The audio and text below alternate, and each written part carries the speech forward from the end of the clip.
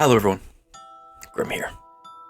And as you can probably tell, it is time for another one of my narrations. This one is titled The Rental, posted by the user ParkSonWon, the subreddit r/no sleep. So, sit back, relax, and let's enjoy. Gwangju, Busan, South Korea, 2018.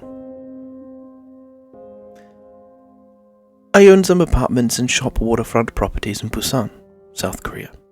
Yes, the infamous train to Busan destination.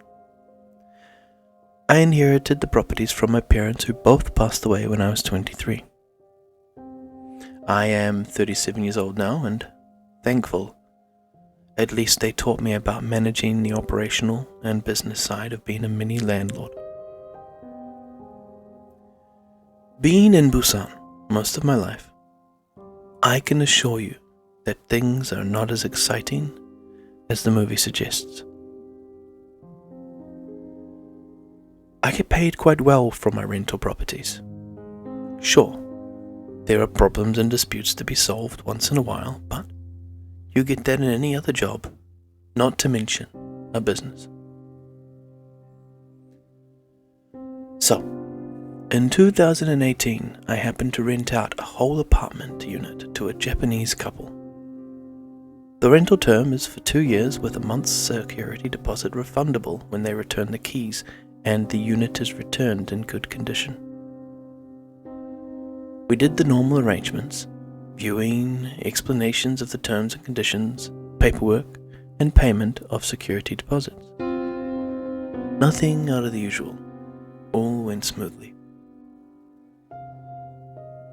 Right from the start, they always pay on time via bank transfer. I never heard any requests, complaints, questions, etc., etc. For the first 3 months. I figured they are private and maybe easygoing. No complaints, quiet. The model tenant. One day I decided to provide a courtesy call to the unit. You know, want to be a good landlord and make sure my place is all okay. But no one answered any of my calls, nor my visits during off-work hours yielded any response. Seems they are out most of the time. I was paranoid that there may have been an accident, problem or emergency, or illegal use of the apartment, so I used my spare key to open the unit. After maybe 10 calls and 3 unfruitful visits, I found the place totally untouched from when I handed over the unit. Only more dust had settled in. But it's not those messy, dirty stains. It's just dusty. It is as if they never used the unit. Furniture not moved, no new items, etc., etc. The normal, usual dust just settles and accumulated.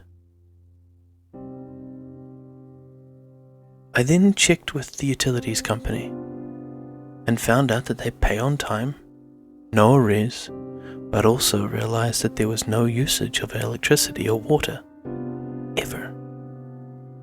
I found it real strange and thought about it over a few sleepless nights. In the end, I decided to leave them alone, since they were paying, right? And on time, with no problems. That was the first and last time I checked on them, and they never contacted me until the last day of the term, when the keys were mailed back to me. I went to the unit to check, so that I could sign the end of the lease documents and return the security deposit. The place looked like as if for 2 years they never used, or even went in. There is more dust to add on to my unsolicited visits. Otherwise, the state is the same. Furniture not moved, no new items, etc. I was spooked, honestly, being my first strange encounter in my business. However, as it turns out, it's not my last. Luck would have it, my own apartment caught fire. Heck, the entire floor caught fire, starting from a neighbor. I have no choice but to move into the one I mentioned in this story. At least, luckily, it was vacant for 2 months till now, so I got a place to stay. I brought some essentials and kept the receipts, hoping to claim from my insurance. I sort of partially moved in with some new stuff, just the essentials. One night I was in the bedroom, laying on the bed and watching Netflix on my Apple iPad. I closed the room door as I had air conditioning on. Then suddenly, as clear as day, I heard a knock on the bedroom door. I froze. I swore my heart stopped for a split second. Impossible to have someone in the house. I'm alone, and my main door is locked. I hope. I opened the door cautiously, heart pounding, and looked into the dark space. I could not take the suspense and ran for the light switch. A quick look around every corner, and there was no one. I checked my main door, and it was locked.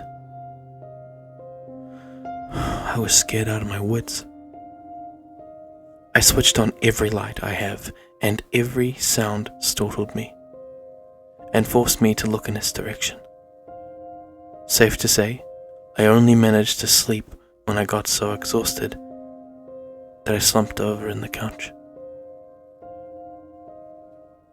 The next day, I woke up and had nothing on the agenda. I took a walk downstairs. Looking around the neighborhood, one of the shop owners nearby asked me if I had just moved in. I explained what I do and what the apartment means to me. He threw his head back and asked me with a stern voice if I knew the history of that place, or rather, what happened 6 days before I moved in. Apparently, a kid died due to misadventure. He fell out of the window while his mum was in the kitchen preparing dinner. The shop owner laughed and said that almost everyone knew the boy. He charmed everyone, although he had a penchant to knock on people's doors and wait for them to open the door. Usually the owners would let him in and play with him or give him snacks or sweets. At this point I don't know which is worse, the knock or the fact that the unit was vacant with no good explanation. I told the shopkeeper about the knock I heard last night. He initially looked surprised and went to his wall calendar and did some counting. Then he turned to me and looked at me and told me that the Chinese believed the soul of the deceased will go back to him or her house on the 7th day, which was last night, the night of the knock. The shopkeeper said, "It is from a last goodbye and visit before being taken away to judgment." He assured me that the Chinese believe that they are under guard the whole time and will go back to the ghost realm after the 7th night. I thanked the owner for the advice and information and left the shop. At night, I went back and ensured that the main door was locked, tucked myself in with all the lights off, and was almost falling to sleep when I heard a distinctive little boy's voice. "저랑 놀아주세요." It means, would you play with me?